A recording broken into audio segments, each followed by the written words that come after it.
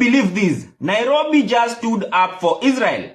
Thousands of Kenyans came out today, loud and proud, declaring their support and prayer for Israel. From every corner of the city, people joined hands. Christians, youths, leaders, all united for peace and truth. Kenya and Israel share more than friendship. You ladies and gentlemen, EXPOZINGA. Time to expose lies here and let people learn why they call me EXPOZINGA. Now, this guy says that thousands of Kenyans came out and entire Africa came out in support of Israel against what is going on in the world right now. But I want to prove to you that this is a total lie. It is not the truth, and it is not the image of Kenyans, but just a few people whom I'm suspecting actually were paid to turn out on the street. And I will be proving my point. Just hold on. I will be proving my point. And before we go there, let us do some fact checking. Let us just do some fact checking between Israel and Kenya, as this guy claims and another guy will be claiming here. But before then, let us hear their claims. We share faith. We share faith. Freedom for Israel. Kenya's for Israel. We stand with Benjamin Netanyahu. We pray for them and every believer. We want to remind every believer there's a Jew living inside of you. His name is Jesus Christ. Do you believe in Jesus Christ? No. No? No. I'm Jewish. We don't believe in Jesus, to say straight out. He was just a person that pretended to be, I think the Son of God or whatever. So it is clear that these are confused elements, and they do not know the Jewish people don't believe in Jesus Christ, but he was just a hypocrite who pretended to be the Son of God. So what kind of faith do you really share with the Jewish people? Stop forcing issues. Not agree to a state of Israel. They don't want a state of Israel to exist. How can you negotiate with people whose their culture is terrorism, who they don't want you to exist, whose government is a terrorist institution, whose simple philosophy and culture is the culture of death? It is not possible to live with a neighbor like that. Nobody can live with a neighbor like that. So Njoroge wa Kinudhia baada ya kulipwa amesema nobody can live with a neighbor like that. But does he know what the Jewish rabbi think of Christians who are right now marching in Kenya in support of Israel? This is what they think of the so-called Christians. Kama huyu Njoroge wa Kinudhia.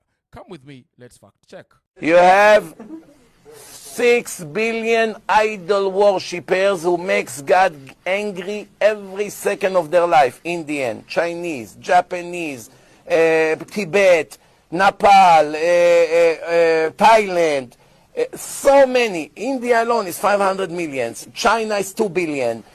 So many. 2 billion Christians, which are idol worshippers. Between Chinese, Hindus, Buddhists, and Christian, at least 6.5 billion people are idol worshippers that, according to the Torah, do not have the right to live. Idol worshipper goy, it's death penalty. Not only Jews. Even a goy who bow down to an idol, who believe in JC, deserve death penalty. This is Rabbi. Rabbi in Jewish is a teacher, and the teacher actually translates what the holy book of the Jewish people say. So, who is this guy talking of a neighbor? Yes? And is he a worshipper of Jay-Z? And what does the Torah say about this guy right here? We share strength, and we share the belief that light will always defeat darkness. From Nairobi to Joburg, from Joburg to Abuja, from Abuja to Addis Ababa, from Addis Ababa to Jerusalem, African support for Israel stands strong. Our relationship is anchored in faith. It is anchored in sustainability. It is anchored in strength. It is anchored on credibility, and also anchored on our mutual affection, our mutual history, and our mutual development.